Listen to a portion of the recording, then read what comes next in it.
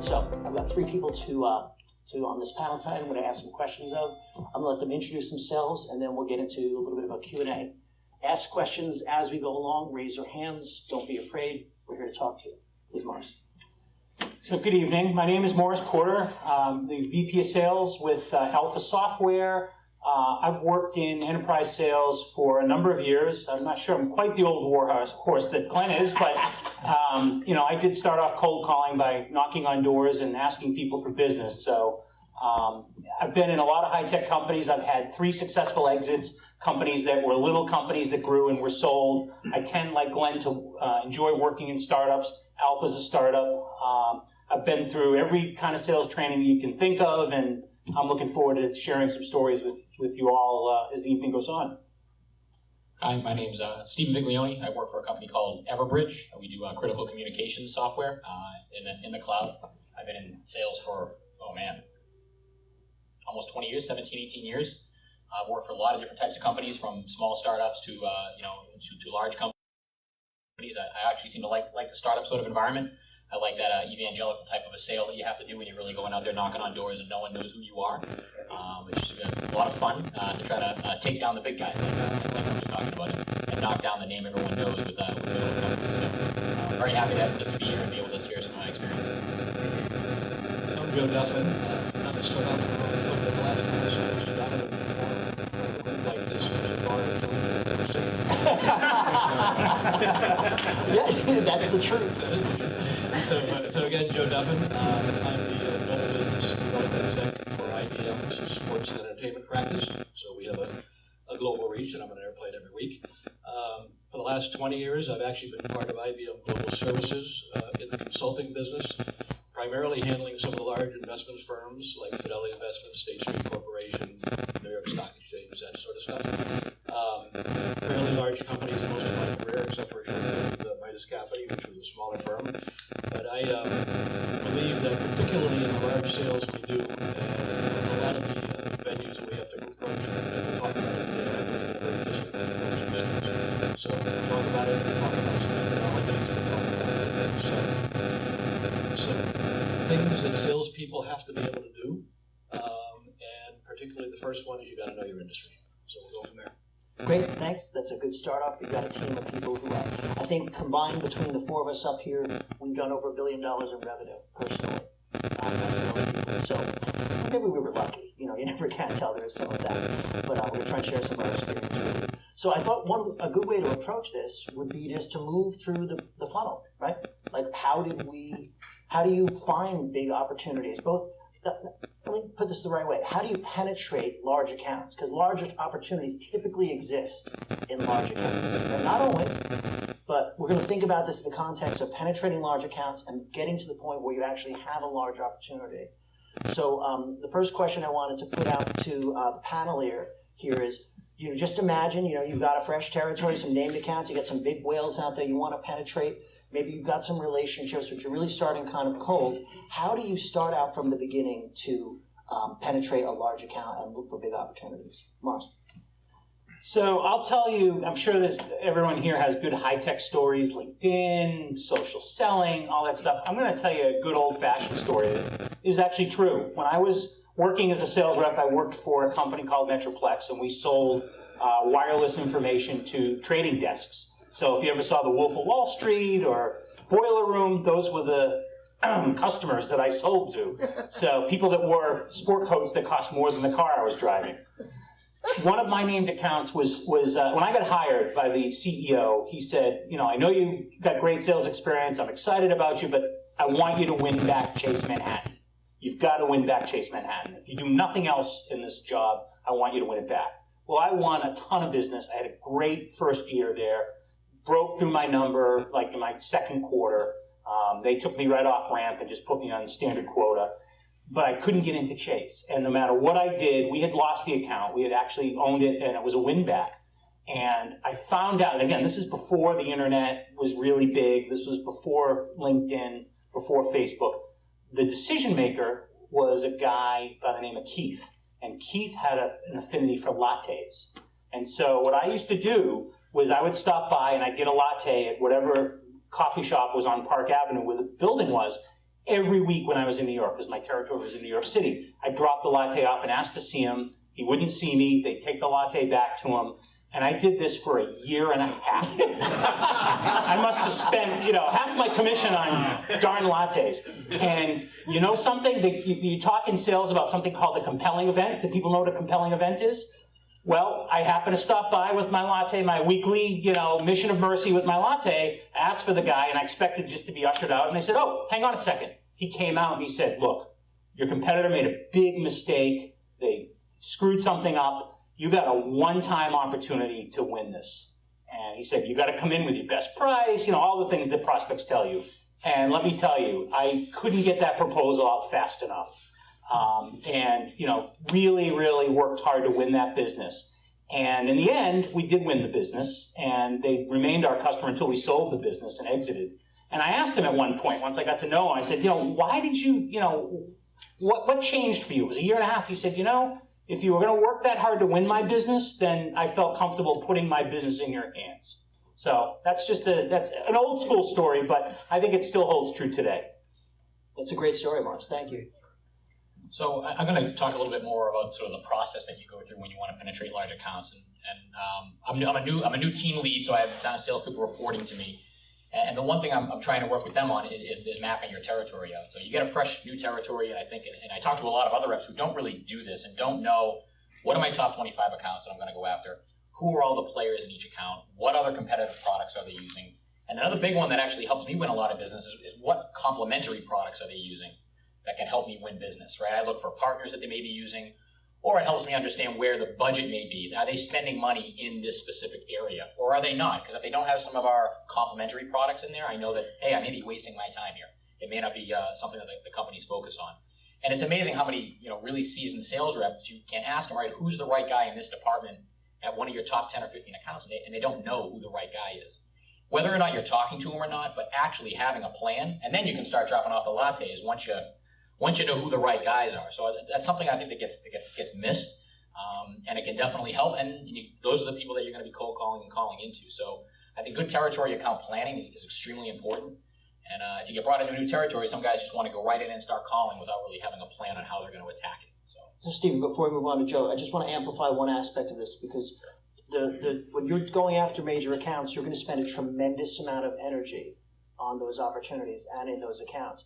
I used to tell my manager I can work about 7 major sales campaigns at once. Think about that. And they might be 9 to 15-month sales campaigns. So getting a profile and understanding the competitors and the partners, where can you win? Where is the fit? Before you go and spend 6 months, a year and a half dropping off lattes, you better know that you can solve their problem, right? So persistence without intelligence will kill you as a big deal rep. You might be able to sell small stuff, but never succeed if you waste your energy on places that are never going to buy from you just because they have a big name, right? So persistence has to be directed in the right place. Yeah, I agree with what you guys said. One is you have to know your customers on a personal basis, particularly in the large deals, because at the end of the day, they want to trust the individual and the corporation you're going to buy from. Because inevitably, large deals, something will always go wrong with an implementation or an installation. And they want to look across at the salesperson and say, you're going to help me because I know it's going to happen. Okay, so that's the one thing. The other thing is knowing the business and knowing the customer is extremely important. I'm finding with the change in the computer industry today, the business user is becoming a little bit more important than IT than it used to be. Look at what's happening with mobility, cloud computing, and security. These are the things that are really affecting the dynamic change. So what I'm seeing within the customer base today is the business user is sitting there saying, instead of going to my internal IT department for cloud computing, I'm going to go to Amazon, Azure, IBM, or whatever, because they can do it cheaper on the dollar. Okay, so that's one of the big things in the changes that's going on. So what I find, there is really 2 customers when you sell a big deal. First is the business user, but yes, you have to deal with IT. And you got to know the businesses of both of them. And you have to know them personally. So I think what these guys talked about is developing the relationships, because in our essence, what we find is big deals, on average, are 12 to 18 months, maybe longer. And then the implementation even goes on a little bit longer after that. So I think collectively, it's know your customer, personally, professionally, the business they're in. No, that's great input. So let's take a slightly different focus at this now.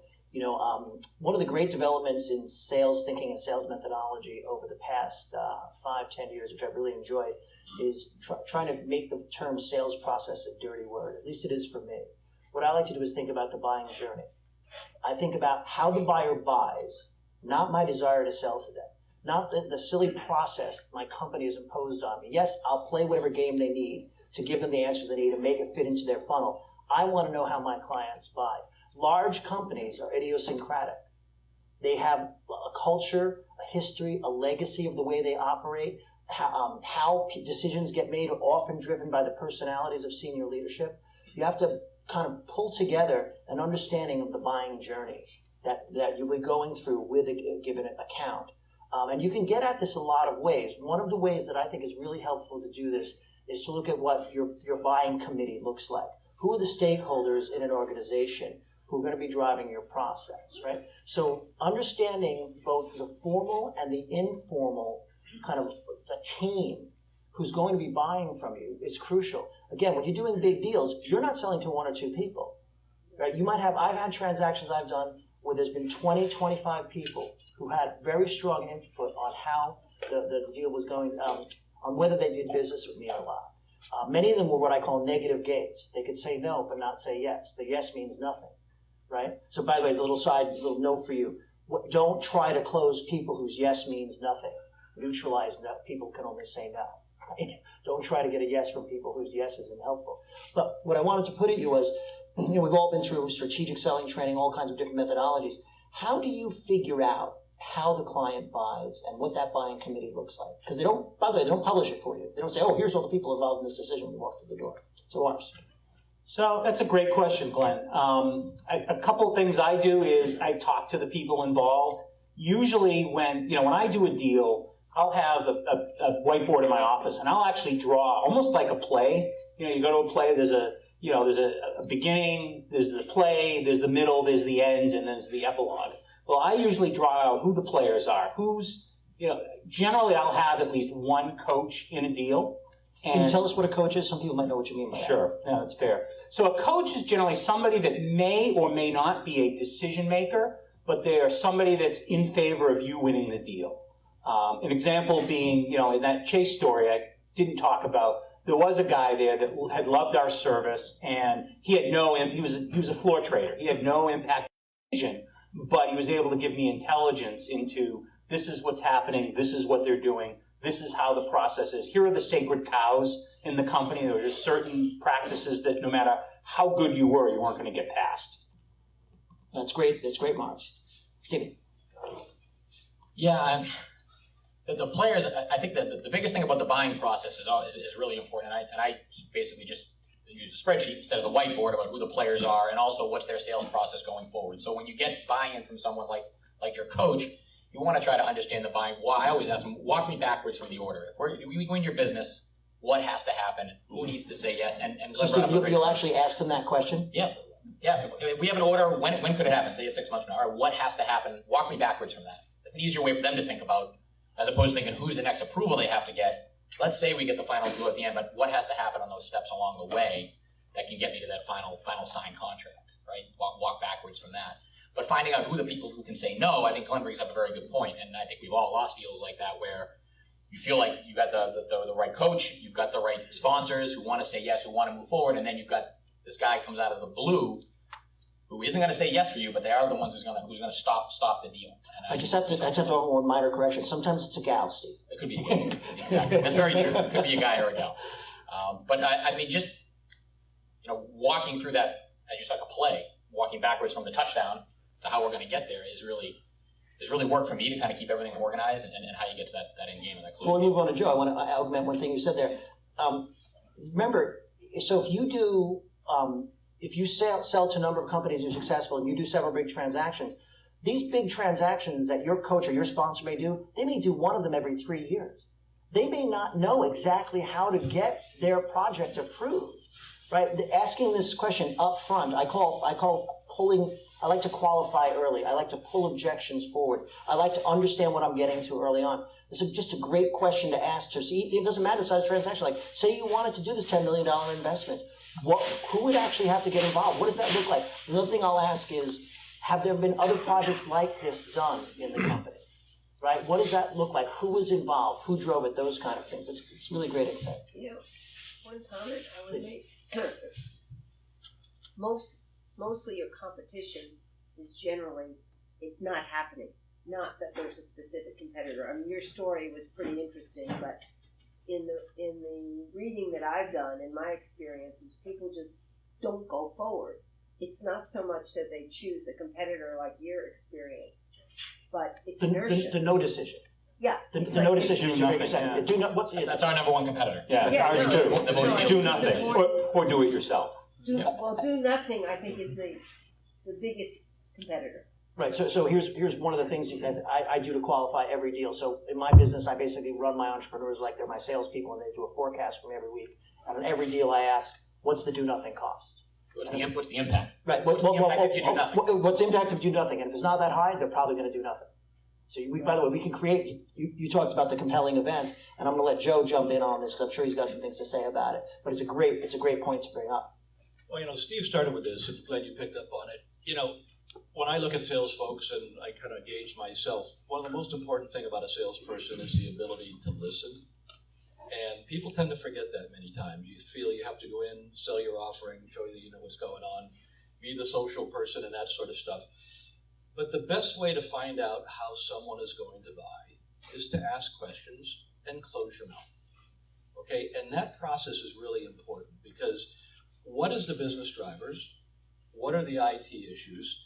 One of the people we left out is our blessed friends in procurement. Right. Okay, which is another scenario. And one of the things I did in all my careers, particularly in the major accounts, is I got to know the procurement people. What was the deal? How it worked out? I spent 3 years, as I ticked off somebody at IBM in public sector, and had to go through the whole RFP process of what the governments go through. And what's interesting I learned about that process is the sale was really made before the RFP came out, but they wouldn't tell you that because they can't from a government perspective. But the important thing about that is to really understand the way they're going to buy, what they're looking at buying, and then what you're able to do in subsequent sales calls and presentations is go back and sell to them because they told you how they were going to buy. And Joe, why don't you stick with RFPs? Because that's one of the things we're going to talk about tonight. So why don't you expand a little bit on that? We'll work back across the panel on the topic of RFPs.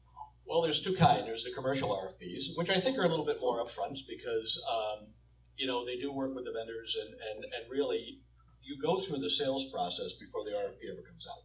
And what they do is they tend to, and I'll talk about public sector, is they grab the points of what they need to put in their RFP. They learn from you. So what you're doing is you're actually educating your customer before the RFP comes out. And then what they do is they sit there and they say, hey, what makes sense? Can we pull this together? And then let's publish what we need and how we need it. That's when the RFPs come out.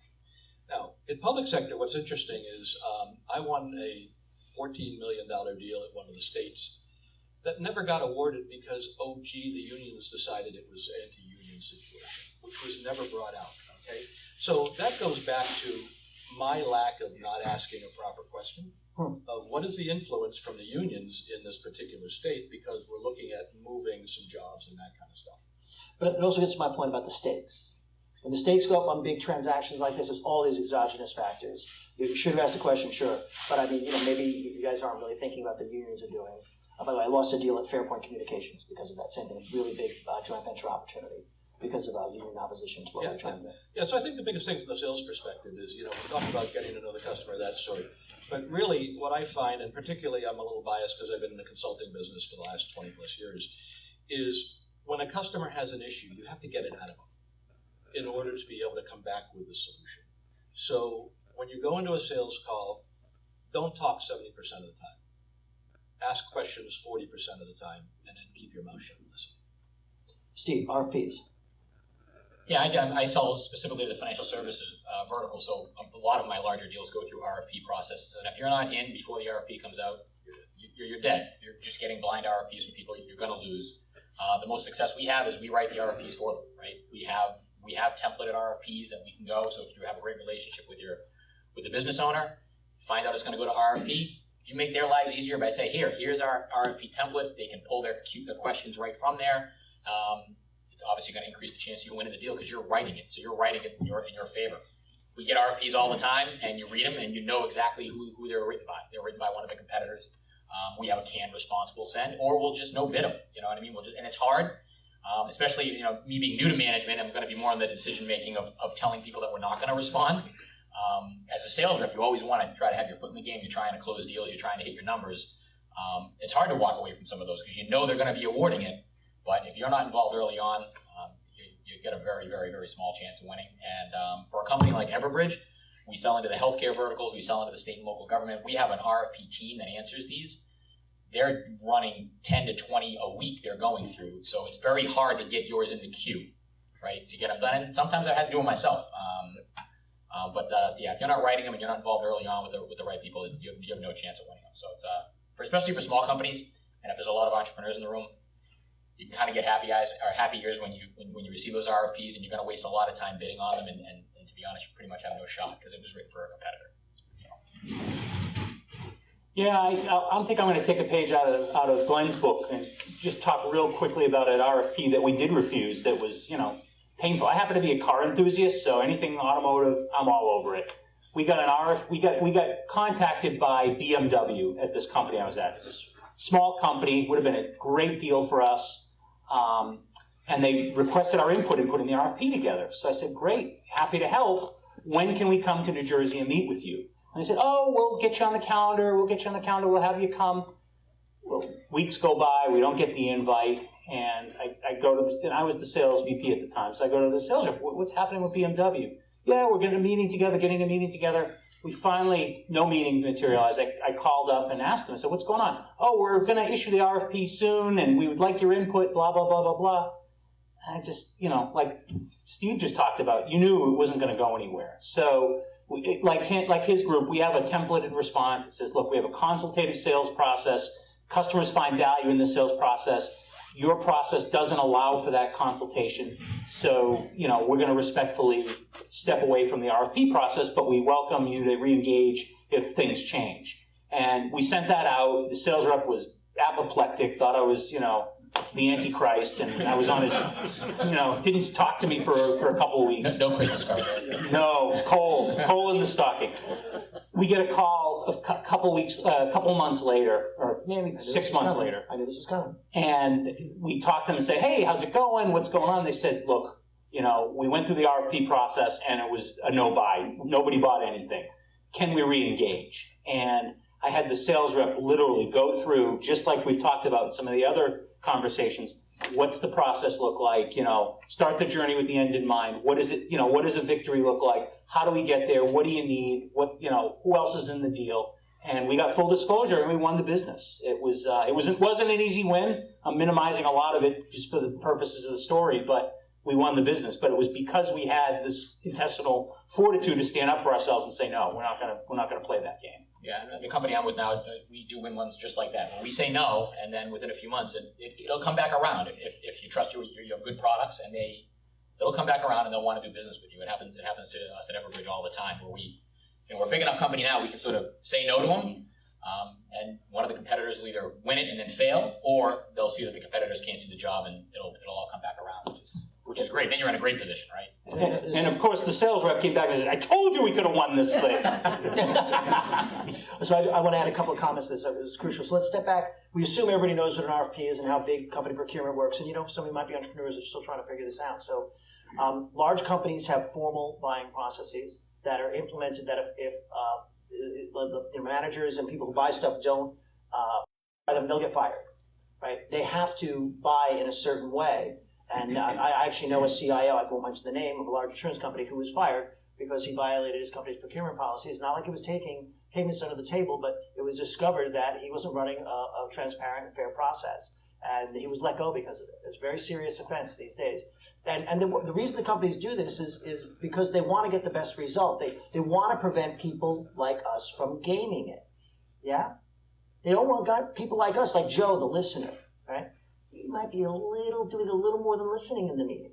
Yeah? He's influencing their thinking. He's building a personal relationship. He's building trust. He's skewing the decision in his favor. People don't make rational buying decisions. They decide what they want and they paint a rationale on it afterwards, right? Well, there's some normative aspect, but there's also a very emotional aspect to the way people buy. So an RFP is an artifice laid on top of a buying process. So it looks formal. There's an informal process underneath the covers that's always going on. A couple of comments.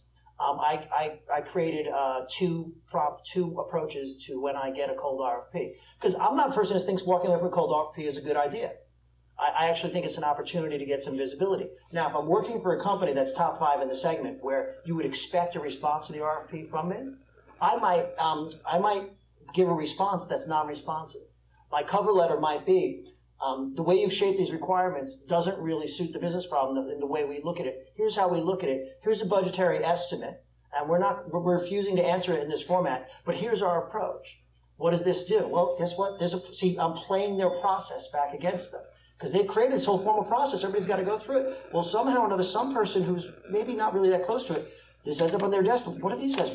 Why didn't they answer? Suddenly, you might get a call back saying, why didn't this happen? The other thing I've done in a couple of cases, and I've won 2 large deals this way, is where I blow it up. When I know Everbridge wrote the RFP, because I'm competing with Everbridge every day, I call up a disinterested executive, very high up the food chain with a cold call, say, there's something going on in your procurement process. You really need to go about, please call me back. You will get a call back every time from that email message or talking to an administrator about that. Play their process back against them. Say, I'm not complaining about this being fair. This looks like an RFP that the vendor wrote. Let me ask you something. Is that how you want to approach this project? Because we're not going to respond.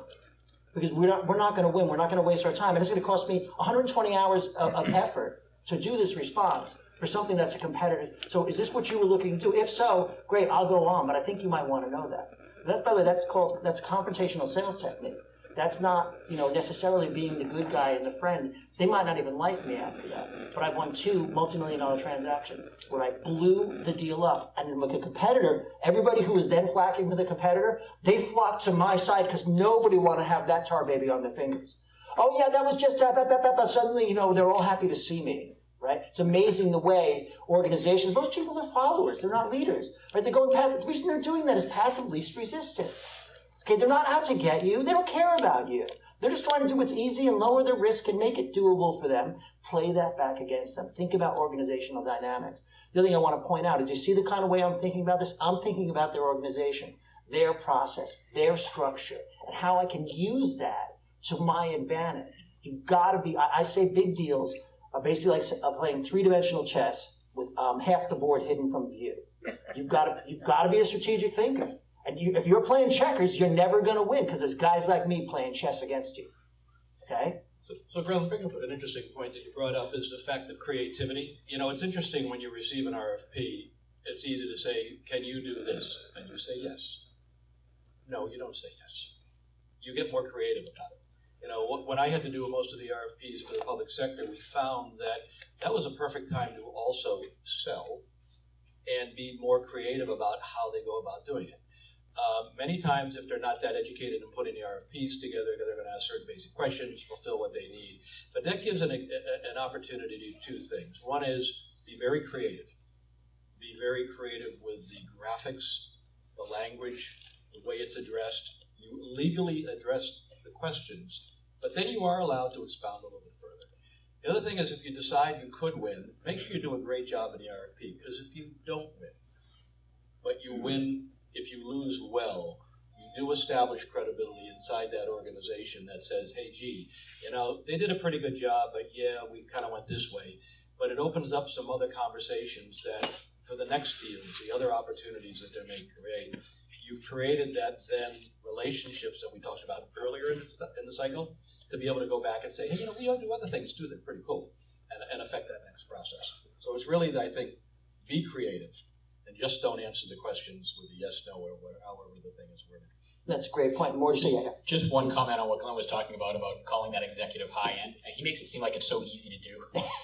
It's a very, very hard conversation for anybody who's a salesperson to go in and really kind of.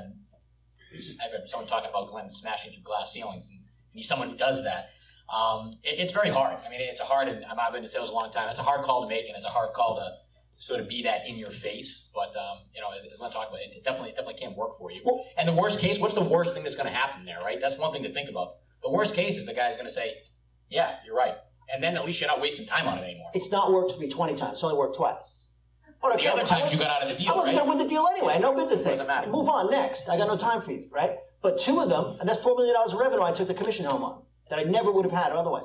But I want to deal with one thing, mentality. If you're going after big companies and big deals, you better feel entitled to that business. You would better want to win that business. You would better be serious as a heart attack. This isn't a 4-call sale. You're going to spend 9 months. I did this. I took this apart. I was in the customer experience management business for a while. It's really interesting for me to look at what a complex sale for a large deal in a big B2B account looks like. There are thousands of touches with the customer. There's endless emails, endless conference calls, endless webinars, endless proposals, documents. Your team, 6 or 7, 8, 9, 10 people on your side, 10, 20, 30, 40, 50 people on the client side. You're going to invest so much of your effort and your company's effort in winning this business. And you're the person who's responsible for winning. It's not good enough to say, well, I did my job. It's what is it going to take to win this business? You're the person who has to stand up and say, look, your organization will say, we've got to go after this one, right? And we've got to do it. I had a deal that I knew we were going to lose. I was forced to play because I had these big partners coming in. I won't name the company. You remember them, Stephen? It was that big deal with CSC where I was kind of dragged in as the rep and I was kind of like not able to drive. And we lost the deal because we played by the competitors' rules and I wasn't allowed to change them. You can't do that. Now, I tried to stand up and change. They wouldn't let me, so I couldn't do it. But when we lost the deal, I took no satisfaction in saying I told you so. But I knew why we were going to lose that deal. It's because we played our competitors' game. We didn't play our game. And if you don't stand up and fight for it, and I'm not talking about, I'm saying getting in your client's face. Listen, I don't get up and scream at my clients, right? I'm called and say, hey, I'm really concerned about something here, and I think it might matter to you. Do you have a moment to talk about this? Something in the way this is being put together, right? You're professional. You're not brash. You're not screaming at people. You're not like a maniac. I'm talking to you like a bunch of salespeople like we talk in the bar afterwards about the deal, okay? Comport yourself as a professional. But be serious. And by the way, when you're serious, people react to you differently. If you're just playing sales rep, right? You're meeting with people who allocate capital in the hundreds of millions, sometimes billions. They're betting their companies on these decisions. They're betting their careers on these decisions. You would better be serious. You better be intense. You better be all about winning all the time. And then maybe you have a shot. So it's not for the faint of heart. Right? Most people can't do big deal sales. That's why they're doing the 20K a year deals, right? There's a mindset you have to adopt that really is going to drive you making good decisions. And it starts with you saying, I am going to win this deal. What would it take to actually win? Yeah? Okay, going to move on to another favorite topic of mine. What do you do when they ask you to do a free pilot? Because, man, when it's a big deal, if the stakes are so high, your competitors are going to offer to do free things. They're going to offer to install the system or do some free engagement or give them some other experience for free. I have almost never do free pilots. I will do a conference room demo. I'll do all kinds of other things. But different people have different ways of doing this. So I just want to share get the panel's response to what do you do when the client asks you to do something for free or a free pilot or something like that? So actually, it just came up recently. A large municipality on the West Coast, I won't say who it is, we met them at a Gartner show, and our competitor does advertise free, and I won't say who they are either, they advertise free pilots. And the guy came over to our booth, and it was a love fest. He loved what we had to say. He liked our approach. Of course, he later went over to the competitor. We kind of glared, but it turned out he didn't like what they had to say. And he came back to us and said, let's talk. We started the sales process. I won't bore you with a lot of the details because we've talked about it, but we're into those months in the sales process, and we're to the point where we're going to talk about, we call it proof of concept, but pilot is synonymous with that. And we have a great conversation with the team. They're laying out what the POC needs to look like. It's directly within our vision. We're excited. My team is psyched. The SE's, already spending his commission, even though he's probably 6 months away from getting it. And in the middle of the call, That's awesome.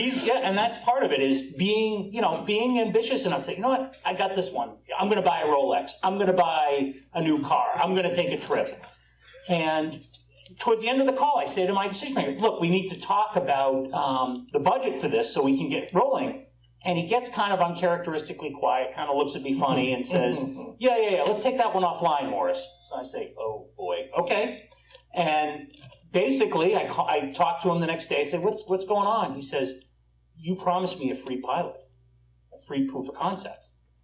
And I said, no, I didn't. We never do that. You get what you pay for. I have an article on my LinkedIn, by the way, if you ever want to read it, what I hate about free. There's a number of reasons I hate about free. You don't have the right to complain. You get what you pay for. I mean, anyway, I said, no, we never did that. But I don't want to contradict this guy. I said, talk to me. What did we say? And he basically got us confused with the competitor. And I convinced him of that. I said, look, we never do that. We never advertise that. So he said, you know what? Your competitor did it, and I sold that upstairs. And now I'm held to that. He's like, how are we? And what I liked about his question is, how are we going to get through this? Not how do I save my tail from getting spanked? How do we get through this? And so we talked about it for a while, and I thought, maybe I'll be weak. I won't be as strong as Glenn. I'll give him the free POC. So what do we, and I said, look, we really just don't do that. And I did build a lot of value around the POC. So what we ended up doing was, I'll tell you what, we will take the cost of the proof of concept. We're going to quote it like a true proof of concept. We're going to give you the quote. If you go through the proof of concept and you go on to buy the service from us and go on to be a long-term customer, we will make that proof of concept come out of the budget for the actual purchase. If you don't go forward with us, well, you're going to pay us for our time because you've been a short-term customer. And it was a win-win. He had to swallow it over a couple of days. He took it. We did it. And I would love to tell you how the deal worked out. I'm still in it, but it's looking really good. Great story, Morris. So for us, I mean, we're a software as a service platform. So pilots, at least the competitors, sell them as being very easy to do. A lot of them, some of ours have just sandboxes that are available for people just to log into and play with. We don't do that. Again, being sort of the bigger player in the market, ranked number 1 by Gartner, we can sort of play that game, I think, a little bit. We do offer the conference room sort of pilots. We'll come on site. We'll do, but the biggest thing you try to get from them, where we may not get paid for it, is we got to get what's going to happen at the end, right? And that's, I think, a lot of times that the question doesn't get asked, and it seems very logical. All right, we're going to give you a 2-week pilot. We're going to get a deal at the end, right? What are your test criteria? What do you need to see us do? Rather than just saying yes and then turning them free in a pilot where they haven't been trained. And the other piece is making sure they're being supported just like a real customer, right? They need to have an SE resource that's available at any time to be able to answer questions. The last thing you want is to transmit them over to people and have them get frustrated because they haven't gone through proper training and they're not sure exactly how the system works, right? And I think that's the danger you open yourself up to is you're giving them your platform to be able to play with. They might shoot themselves in the foot with it and make a mistake. That's a very simple one, and now they don't even want to talk to you anymore. So clear test criteria, having the technical resources are very important.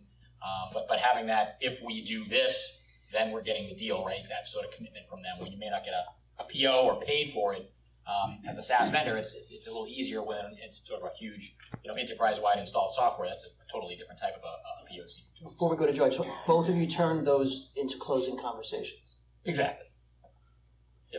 Yeah, I think what you brought up, Steve, though, is important is because you're talking about qualifying the customer, right? And that's the whole deal. I'm not opposed to pilots, and even in the services world, pilots can be the information you transfer over to the customer to help educate them and that sort of thing. So we do that in many cases, and we represent our staff on their credibility in order to get a job done and that sort of. So I'm going to get back to the fact when I was talking about asking about questions, you qualify the customer. What is it going to take that if we bring in a piece of software or somebody smart and they bring value to the corporation, if we meet these criteria, will you buy from us? And that's, I think, an important thing you have to go into. And look them in the eye, and sit there and say, if we do this, will this event occur? And you close your mouth and you listen and you watch. Okay? And if they have the ability to do that, then you make the decision from that going forward. IBM, we're us, we do everything. We have actually a strict way of going through an evaluation to do pilots. There's software, there's confidentiality reasons, there's a whole bunch of stuff that goes on. So we do go through a process, but that process forces you to qualify that customer. And I think that's what you guys are advocating. No, all great commentary. I'm going to tell you a little Maybe we could we can mix up the process. Maybe ask some get some folks to ask some questions from please, the yeah, audience, raise your because I hand. see Anybody like have any people like questions? antsy to I have ask. a quick question about POC. Sure, sure. So my company, they advertise, right? It's on the website, like free, POC license, essentially. So I agree with you that from my perspective, POC is a lot of times just slow down a good deal, right? So that's kind of why I try to avoid it. I like this guy. Yeah, That's exactly right. Yeah, I mean, if I can avoid it, I do. But sometimes if people download off the website, now they're came into me and they're like, "All right, where's my license?" How do you kind of handle that? Because they promise something like that. Yeah, I think I think the biggest thing there is you need to get something from them to get them that, right? If they're going to spend the time and the effort to put together test criteria, who are the management that need to approve this to get them involved in it, then you've got a pretty good chance they're not going to waste the time of executives or spend hours putting together a clear test criteria of what they need to see to be successful.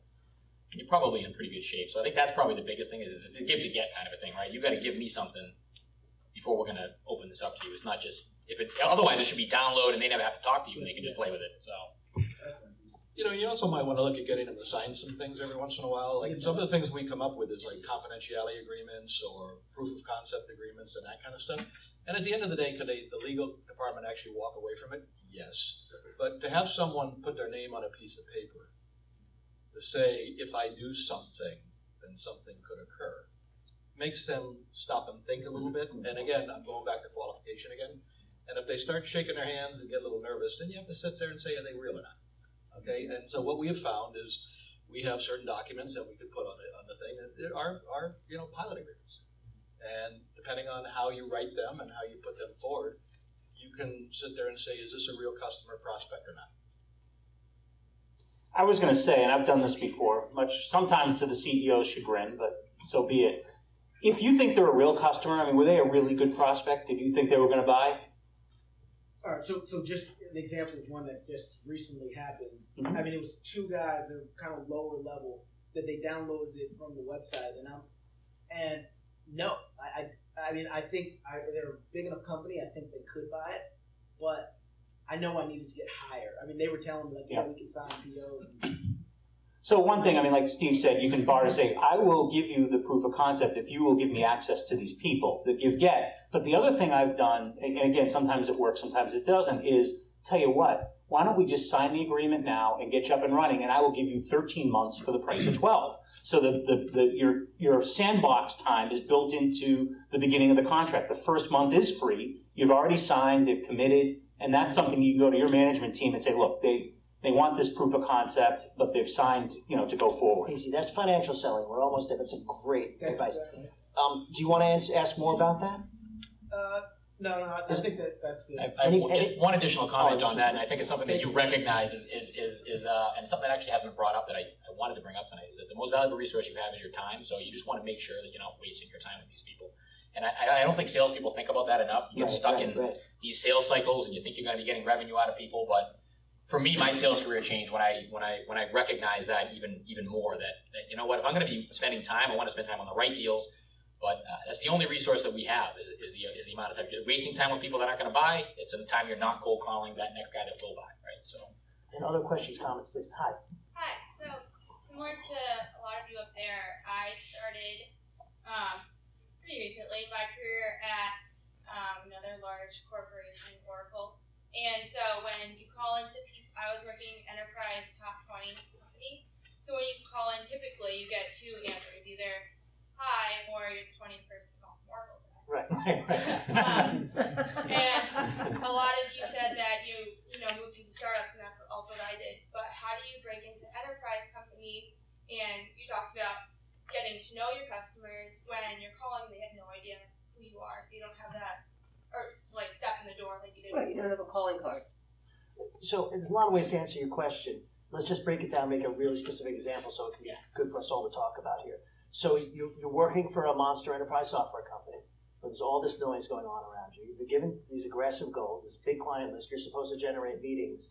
Oh my God, what do I do? And you have certain activity levels you're supposed to hit. So maybe you can't spend 3 days researching this customer, right? So here's what I suggest when you're in that environment. Think of Joe Duffin.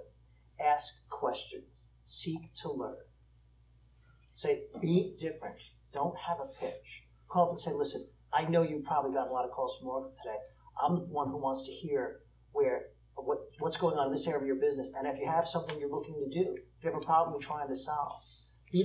So there's two ways of selling, right? You can be super prepared and have everything scripted out ahead of time, or you can be great with people, great with the psychology. It's always a human being at the end of the phone, right? So be great with the psychology, build rapport, throw yourself. I've done cold calls where I've thrown myself on the mercy of somebody. Say, listen, I'm sorry, I know that I've interrupted you in the middle of your day, and I just have to keep making these calls.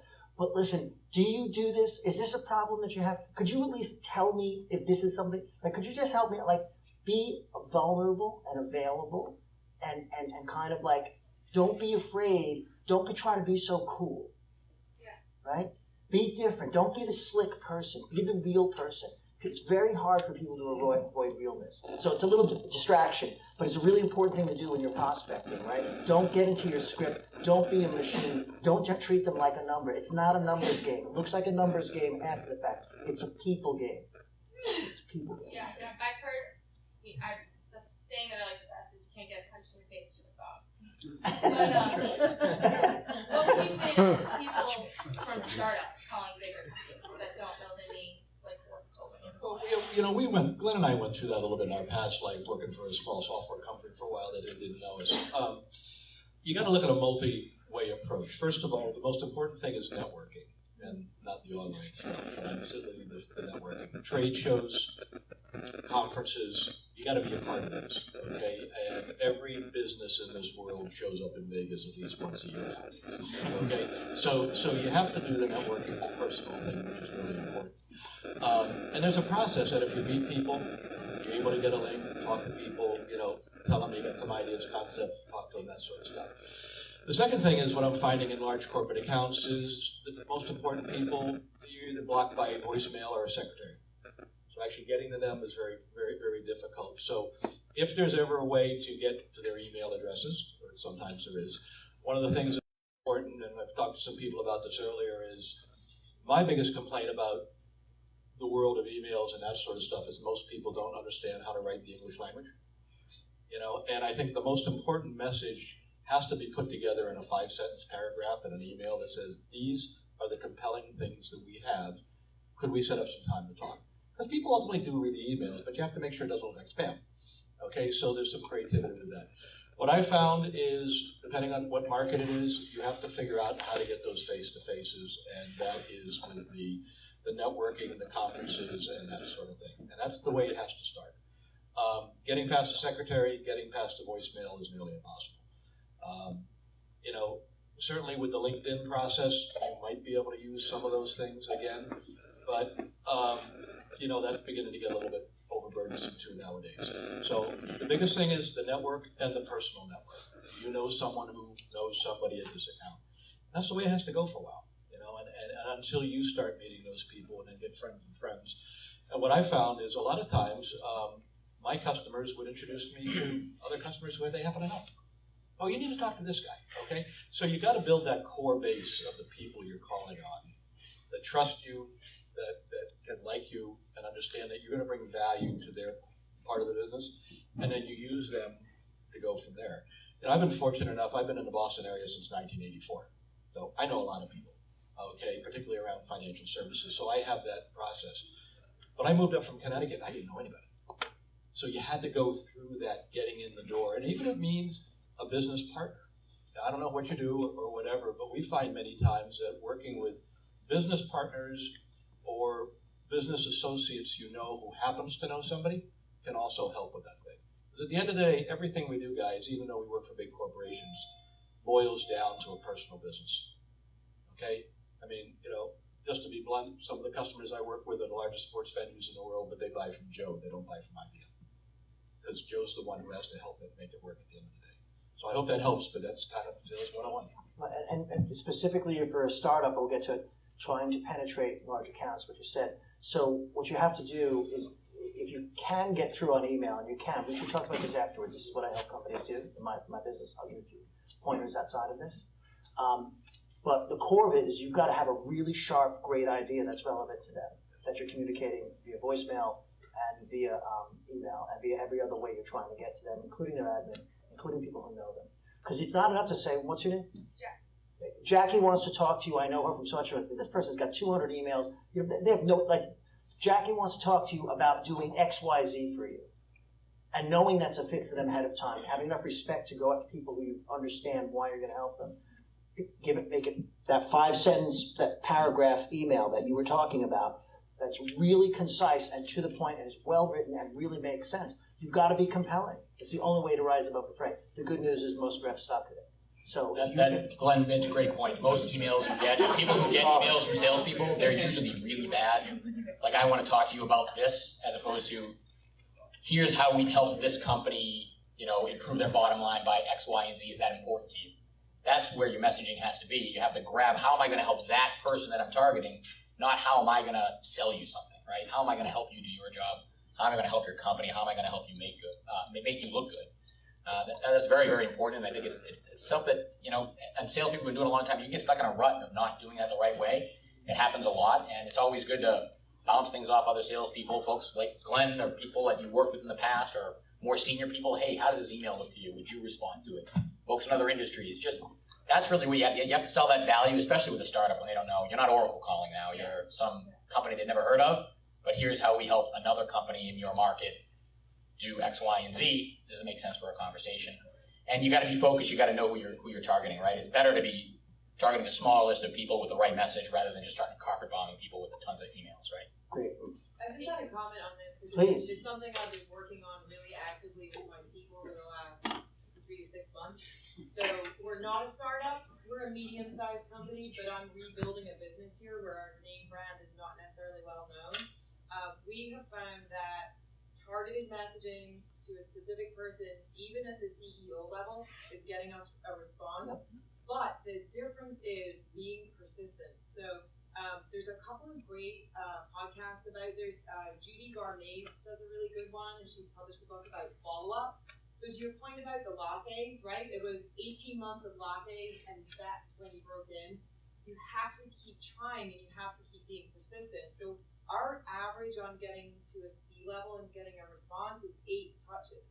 Most salespeople give up after 2 or 3. Yep. So if you have a compelling message, as you were talking about, right? You absolutely believe in the fact that you have something valuable. Don't give up on it, and don't give up until you get a yes or a no. Yeah, If you don't get a response, it's a maybe. It's a great point. Right?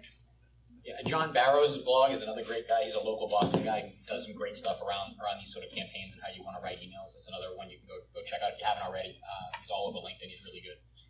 So is there ever a concern when you do something for a client, you save them a bunch of money, or whether it's bottom line, top line, it's quantity of evidence that you've delivered a huge amount of value. You want to sell that to someone else in the space, but is there ever an instance where the client who you provided that value to doesn't want you sharing that information? Well, I'm not sharing the client's name, and it doesn't even have to be real. I mean, you can make it up. You're trying to get the conversation, right? That's really the important thing here.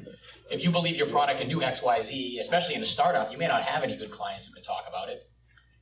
You're using, sort of general terms about how you save a company in your industry, or you can keep it very general. I mean, in our business, and I sell to financial services, and you guys have too, they don't want their names anywhere. No. They hate you sharing their names.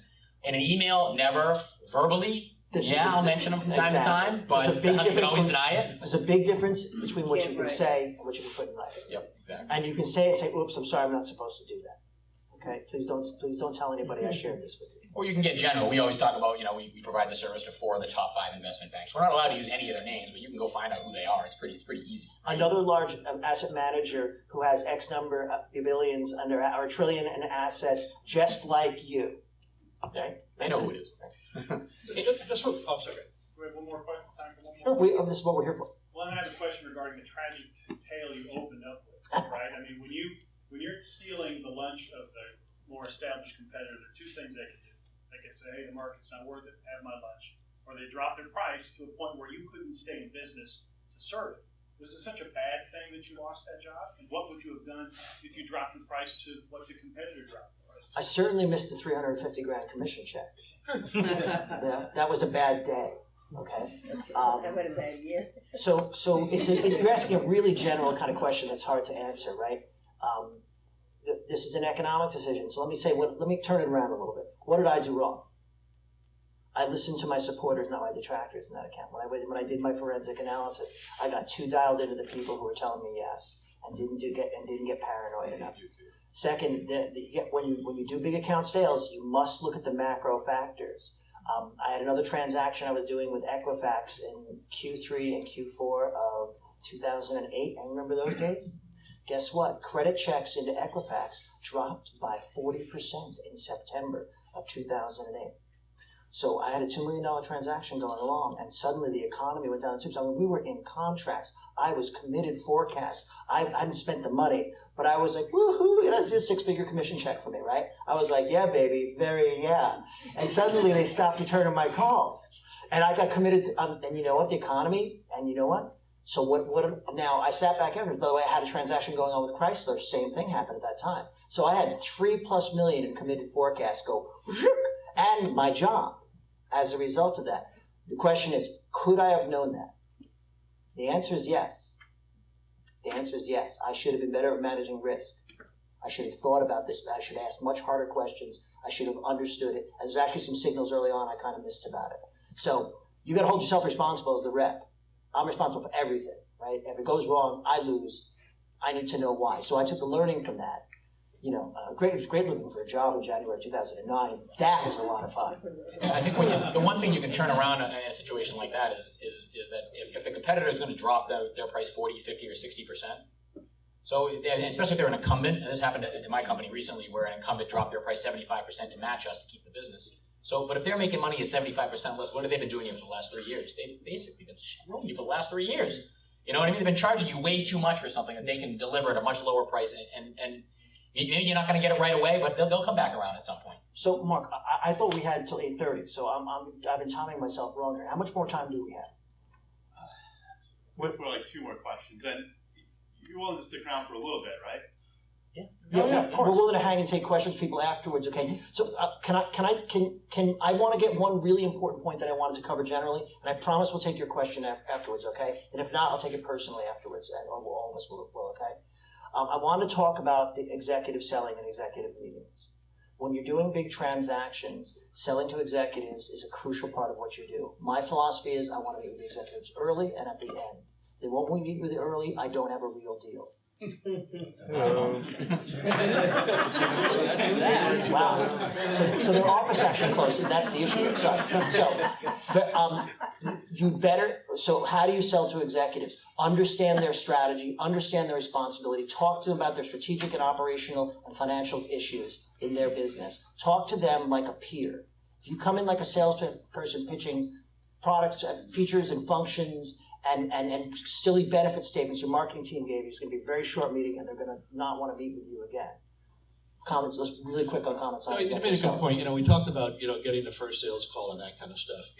All right, I work for IBM, and I'm a little spoiled because I get the first sales call just because of who we are.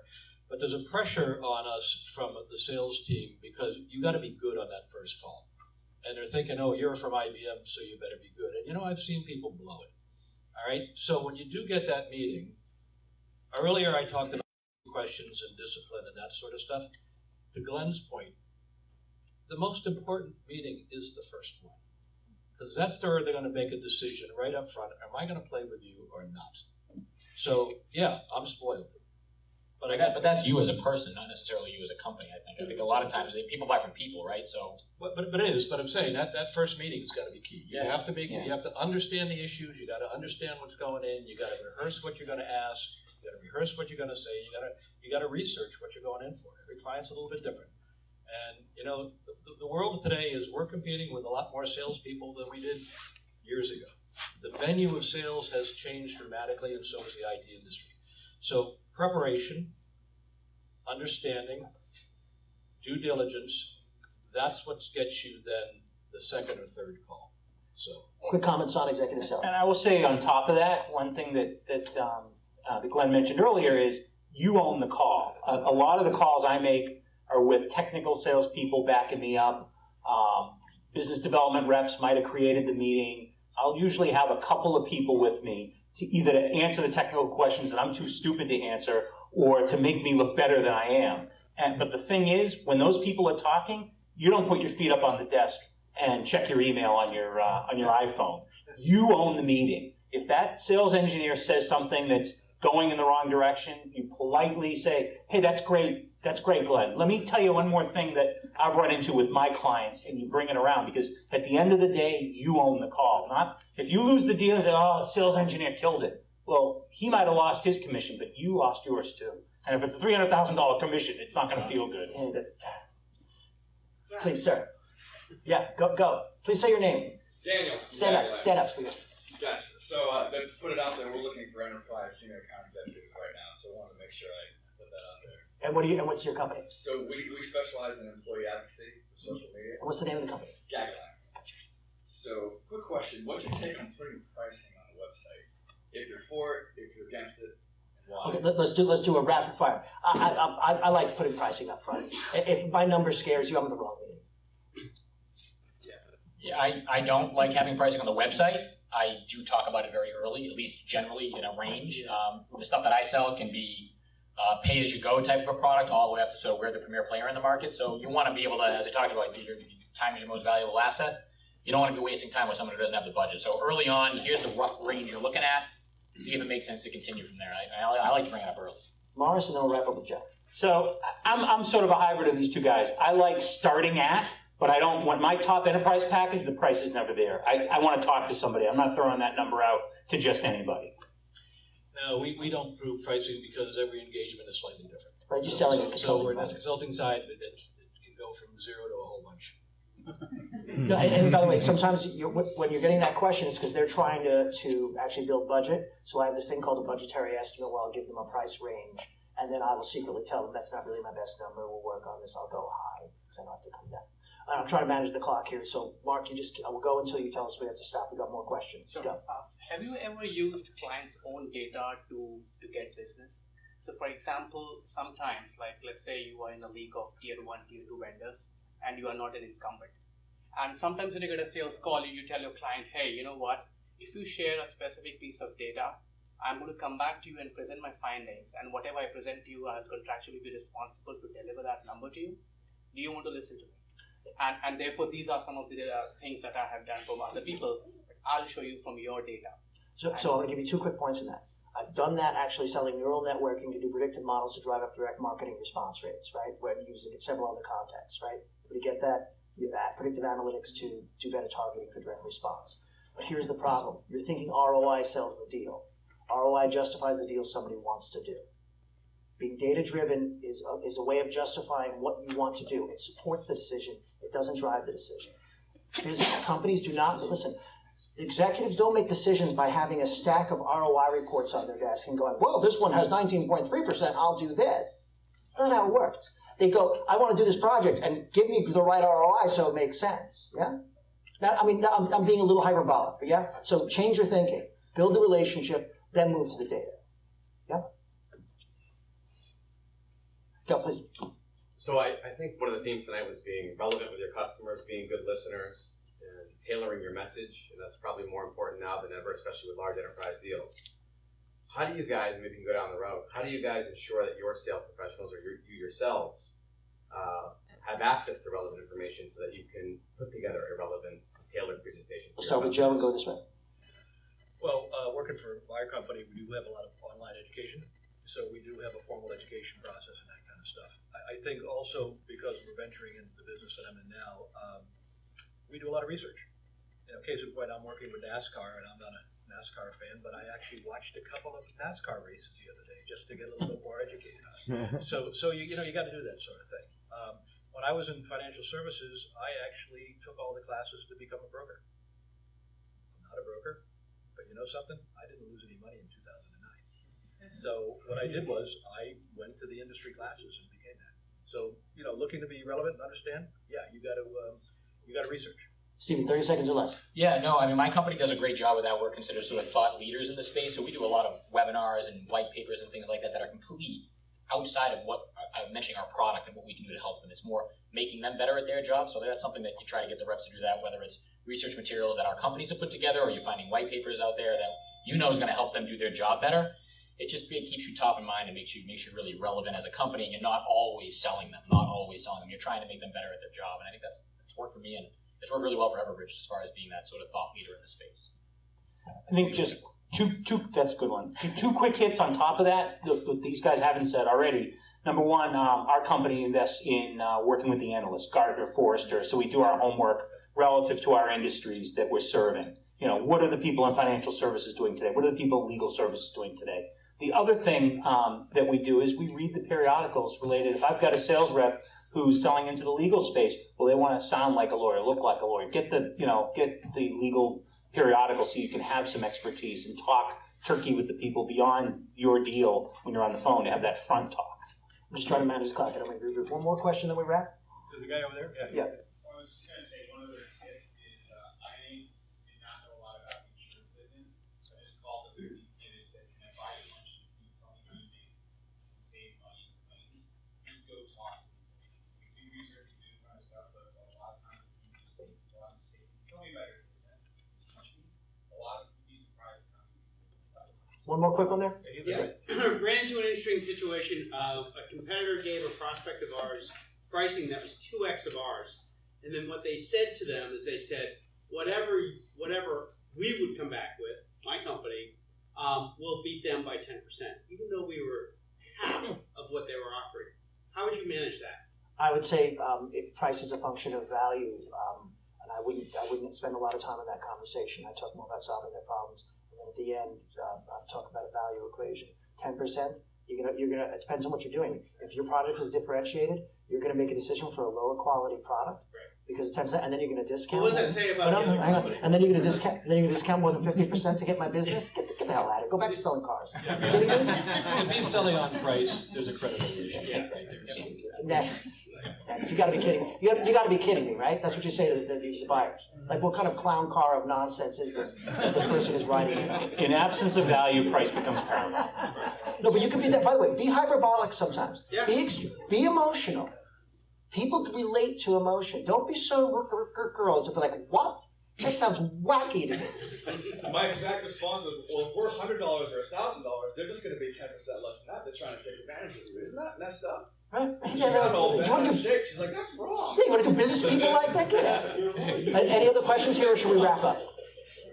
Okay, so I'm going to give everybody a chance to say one quick tip on how to do big deals. I'm not going to say anything. You guys, one quick tip. Okay, Steve, go first. Oh, I can do it first. Yeah. Great. You know, it is really all about relationships and people. So I guess when you're in those C-level meetings, hey, they're just people. Even though they have a C in front of their name, be relaxed about it. I know my first ones I went into were you get very nervous. That's the last thing you want to be. You just go in there and talk to them like the people. They're easy to work with. I think you know, we talked about getting involved in a deal for 18 months. You got to do it, you know, sort of like the alcoholic theme, one day at a time. You got to just focus on. Maybe you have to drink while you're doing it. Well, that's it. How do you get? You know, I always look at how do I get the next sip? How do I assure I'm in the room? The next sip, I love it. How do I get to the next sip? Not how am I going to win this deal because that's too big. That's too much. How do I get to the next step? I think thoroughly understand the business drivers.